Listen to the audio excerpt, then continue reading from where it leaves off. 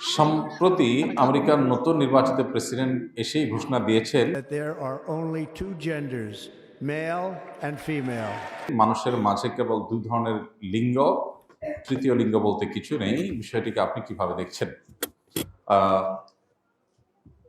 তার সাথে অন্য অনেক বিষয়ে আমার বা আমাদের মুসলমানদের ভিন্নমত থাকলেও এই একটি জায়গায় তার সাথে ভিন্নমত করবার কোনো সুযোগ নেই, বরং তার এই কথাকে সাধুবাদ জানাতে হবে।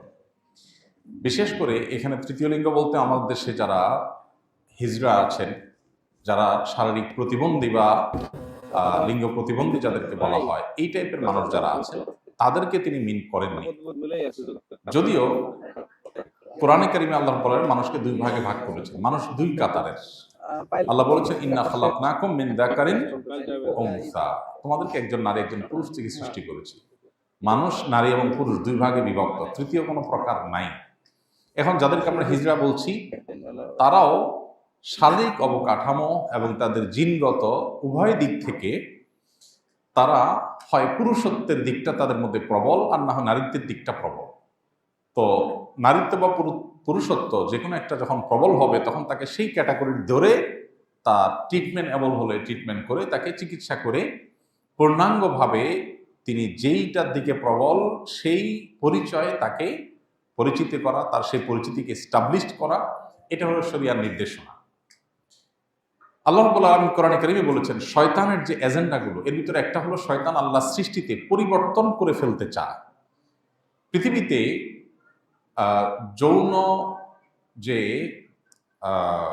বিকৃতি, এটার যত রূপ আছে এর মধ্যে থেকে একটা হলো সমকামিতা। এটাকে প্রতিষ্ঠা করবার জন্য ট্রান্সজেন্ডার, তারপর তথাকথিত রূপান্তরকামী, এরকম নানাবিধ শব্দ দিয়ে সমকামিতাকে সমাজে প্রতিষ্ঠা করার একটা অপচেষ্টা কিছু মানুষ লিপ্ত।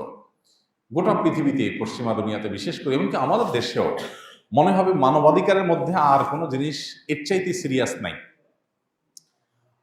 এর চাইতে জটিল জটিল ইস্যু। এদেশে শুধু থ্যালাসেমিয়ার রোগী আছেন বহু হাজার হাজার, যাদের অধিকারের জন্য নিয়মিত যাদের রক্ত দিয়ে যেতে হয়, তাদের সে রক্ত দেওয়ার ব্যবস্থা করবার জন্য, তাদের ট্রিটমেন্টের জন্য, এটা নিয়ে কাউকে আন্দোলন করতে দেশে সেরকম দেখা যায় না। কিন্তু দেখা যায় এই সমকামিতা করতে চায় কেউ সেটার অধিকার আদায় করার জন্য। এই মানব সমাজে বিকৃতি যারা ছড়াতে চায় এরা মানব সভ্যতার সবচেয়ে বড় শত্রু। মানব সভ্যতার অস্তিত্ব টিকে থাকার যে মাধ্যম সেটার তারা শত্রু। এই জায়গা থেকে তার এই ঘোষণাটা একটা ঐতিহাসিক ঘোষণা। সন্দেহাতীতভাবে এই ঘোষণা পজিটিভ এবং ইতিবাচক। আমাদের দেশে এই বস্তা পচা সস্তা এবং পশ্চিমা শয়তানি এজেন্ডা যারা বাস্তবায়ন করার জন্য বিভিন্ন ফোরামে, বিভিন্ন জায়গায় ট্রান্সজেন্ডার ইত্যাদি প্রবেশ করাচ্ছে, তাদের এই শয়তানিগুলো অন্তত এখন থামা দরকার এবং আমাদেরও সোচ্চার হওয়া দরকার। যেখানে আমরা এই অনাচার দেখব সেখানে প্রতিবাদ করব। পশ্চিমারা যে এখন এগুলোর বিরুদ্ধে বলছে, এটা অবশ্য সাদে বলছে তা না।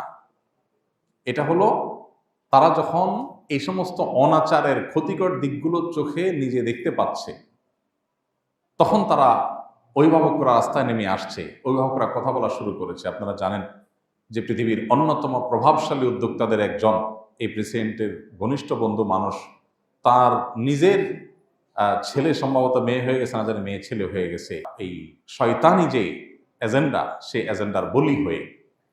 তো যখন পরিবারে এসে আঘাত পড়েছে তখন তারা আঁচ করতে পেরেছে যে তারা কি সর্বনাশ করেছে। তো পশ্চিমারা যে সমস্ত শয়তানি এজেন্ডার বলি হয়ে তারা যখন ফেরত আসতে শুরু করে, আমাদের দেশের সেই শয়তানি এজেন্ডার ধ্বজাধারীরা সেগুলো আমাদের দেশে নতুন করে বাস্তবায়ন করা শুরু করে। পুরান পাগল যখন তওবা করে, নতুন পাগল নতুন করে সেটার আমদানি করে। এ হলো আমাদের অবস্থা। তো এগুলোর বিরুদ্ধে সামাজিকভাবে প্রতিবাদ, প্রতিরোধ, আন্দোলন, সংগ্রাম এবং প্রচেষ্টা আমাদের চালিয়ে যেতে হবে, কোনোভাবে যাতে এই দেশে সেই শয়তানি কাজ কেউ করতে না পারে। বড় রাজনৈতিক দলগুলোকে নানাবিধ চাপ দিয়ে, প্রেশার দিয়ে আমাদের পাঠ্যপুস্তকে, নির্বাচনী ইশতেহারে বিভিন্নভাবে এই মুখরোচক অনেক শব্দ দিয়ে, জেন্ডার ডাইভার্সিটি, এই জাতীয় অনেক শব্দ দিয়ে, শব্দের মারপ্যাচ দিয়ে এই সমস্ত শয়তানিগুলো আমাদের সমাজে ঢুকায় দেওয়া হচ্ছে। বলা হচ্ছে যে রেইনবো প্রজন্ম গড়ে তোলা হবে। রেইনবো প্রজন্ম মানে কি? এই যে 6 কালারের সমকামীদের যে আপনার সিম্বল, সেটাকে প্রতিষ্ঠা করার জন্য এই রেইনবো প্রজন্মের কথা বলা হচ্ছে। সাধারণ মানুষকে বুঝতে দেওয়া হচ্ছে না, এগুলো কৌশলে ঢুকায় দেওয়া হচ্ছে বিভিন্ন লেখা জোখা, বিভিন্ন ঘোষণাপত্রে, বিভিন্ন দফাতে। এই কাজগুলো যারা করছে তারা জানে না এদেশের মাটি এবং মানুষের মধ্যে যে ধর্মের প্রতি আবেগ আছে, সেটা মুসলমান, হিন্দু, খ্রিস্টান, সবাই, সকল ধর্মের মানুষের কাছে ঘৃণিত যে কাজ, মানব সভ্যতার জন্য যেটা অস্তিত্ব হুমকির মুখে ফেলতে পারে, সেরকম বিষয়কে এদেশে কোনো কেউ ইনশাআল্লাহ বাস্তবায়ন করতে পারবে না। এদেশে মানুষ শেষ মুহূর্ত পর্যন্ত লড়বে। আমেরিকানরা তারা যদি ইউটার্ন করতে পারে, তাহলে এদেশে মানুষ আরো বেশি আগে ইউটার্ন করবে ইনশাআল্লাহ। অতএব এই সমস্ত এজেন্ডার বিরুদ্ধে আমাদের সবাই সজাগ দৃষ্টি রাখতে হবে। নারী এবং পুরুষ, ব্যাস, হিজড়াদেরকে তৃতীয় লিঙ্গ বলে যদি তাদের জন্য আলাদা কোটা রাখা হয়, আলাদা ঘর রাখা হয় ফিল আপ করার জন্য, পরিচয়ের জন্য, সেটা ভিন্ন কথা। কিন্তু ট্রান্সজেন্ডার বা এই জাতীয় শব্দ যেখানে দেখবেন সেখানে প্রতিবাদ করবেন। কেউ যদি পুরুষ হয়েও তিনি নিজেকে নারী অনুভব করেন, তাহলে তার ট্রিটমেন্ট করতে হবে। এই বিকৃতিকে কখনো অধিকারের খোলসে, অধিকারের নাম দিয়ে এটাকে প্রতিষ্ঠা করার চেষ্টা করতে দেওয়া যাবে না। ফয়সাল আহমেদ আপনি লিখেছেন, টিকটিকি দেখলে কি মারতেই হবে? প্রয়োজনে কি খুঁজে খুঁজে মারতে হবে? বিষয়টা নিয়ে খুব দ্বিধাদ্বন্দ্বে আছি, জানাবেন প্লিজ। না, খুঁজে খুঁজেই আপনাকে মারতে হবে এমন কিছু, এমন কোনো বাধ্যবাধকতা নেই। বরং আপনার চোখে পড়েছে, উপদ্রব করে, আপনি মারবেন। কিন্তু এটার জন্য আপনি খুঁজে খুঁজে বেড়াবেন, এটার পিছিয়ে পিছিয়ে ঘুরে বেড়াবেন, আপনার অনুসন্ধান করে বেড়াবেন, এই কথা হাদিসে বলা হয়নি। এমনি আলামিন আপনি লিখেছেন, আমি একজন প্রবাসী, আমি হার্ডওয়্যার দোকানে কর্মরত আছি। দোকানের ফ্লোরে প্রায় সময় 5, 10, 20 রিঙ্গিত পাওয়া যায়। সে টাকাটা কি করব? কারণ কাস্টমার তো আর ফিরে আসে না, ক্যাশ কাউন্টারে জমা দিলে ওরা নিয়ে যায়। এখন আমি কি করতে পারি? ওইটা কাস্টমারের টাকাই পড়েছে, যদি আপনি নিশ্চিত হন এবং তাকে কোনোভাবে পাওয়া না যায়, তাহলে সেক্ষেত্রে আপনি নিজে গরিব হলে আপনি খেয়ে ফেলতে পারেন, অথবা অপেক্ষা করবেন ওই ব্যক্তির জন্য। ওই ব্যক্তিকে পাওয়ার কোনো সুযোগ না থাকলে সেক্ষেত্রে আপনি তার পক্ষ থেকে কোনো গরিব দুঃখীকে দান করতে পারবেন। তন্নি আইডি থেকে আপনি লিখেছেন, নামাজের সময় পাশ দিয়ে কেউ গেলে বা আসলে আমার আম্মু নামাজের ভেতরই তাকায়, এতে নামাজের কোনো সমস্যা হবে কি না? না, অবশ্যই তার দিকে তাকানো উচিত নয়, কারণ সালাতরত অবস্থায় কেউ যাচ্ছে তার দিকে আপনি তাকানোটা আপনার সালাতের যে খুশু এবং ক্ষুদ্র তার বরখেলাফ হয়। বাট যেটি করা উচিত সেটি হলো, নবী আলাইহিস সালাম বলেছেন, তোমার সালাতের সামনে যদি কেউ যায় তাহলে সেক্ষেত্রে তাকে বাধা দাও। কোনো বর্ণনা আছে তাকে তার সাথে লড়াই লিপ্ত হয়, কারণ সে শয়তান, কারণ সে তোমার মনোযোগকে নষ্ট করছে, তোমার সালাতের এরিয়ার মধ্যে এসে সে তোমার দৃষ্টিকে আকর্ষণ করে ফেলছে এবং মনোযোগে ব্যাঘাত সৃষ্টি করছে। এই জন্য তাকে বাধা দিতে বলা হয়েছে। সেই বাধার অংশ হিসাবে এরকম হাত দিয়ে তাকে ইশারা দিয়ে দেওয়া যেতে পারে যদি সে টের না পায়। আর এর বাইরে তার দিকে তাকিয়ে থাকলে তো কোনো লাভ নাই, বিধায় তাকিয়ে নিজের সালাতের মনোযোগ নষ্ট করার তো কোনো যৌক্তিকতা নেই, বিধায় আপনার আম্মাকে বলতে হবে এই কাজটি করা যাবে না।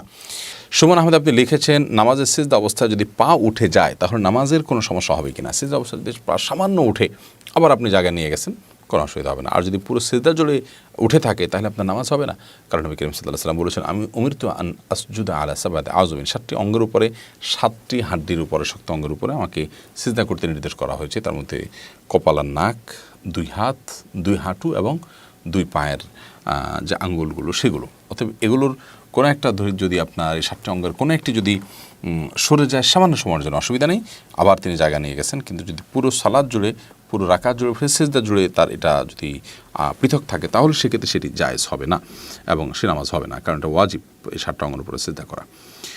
মোহাম্মদ মামুন রুমেল আপনি লিখেছেন, আত্মহত্যাকারী কি কখনো জান্নাতে যাবে না? আত্মহত্যাকারী ব্যক্তি জান্নাতে কখনোই যাবে না এমন কথা হাদিসে নেই। হাদিসে অবশ্য স্থায়ীভাবে জাহান্নামে যাওয়ার কথা বলা আছে মুসলিমের এক বর্ণনায়, কিন্তু সেটার ব্যাখ্যায় মুহাদ্দিসগণ বলেছেন যে এর মানে হলো কেউ যদি এটাকে হালাল বৈধ মনে করে, এটাকে হারামকে হালাল মনে করে, হারাম আবার কি এটা নিয়ে যদি ড্যাম কেয়ার মনে করে, তাহলে সেক্ষেত্রে সে আল্লাহদ্রোহী হয়ে যায়, আল্লাহর প্রতি অবিশ্বাসী হয়ে যায়, কাফের হয়ে যায়, সেই হিসাবে সে জাহান্নামে যাবে।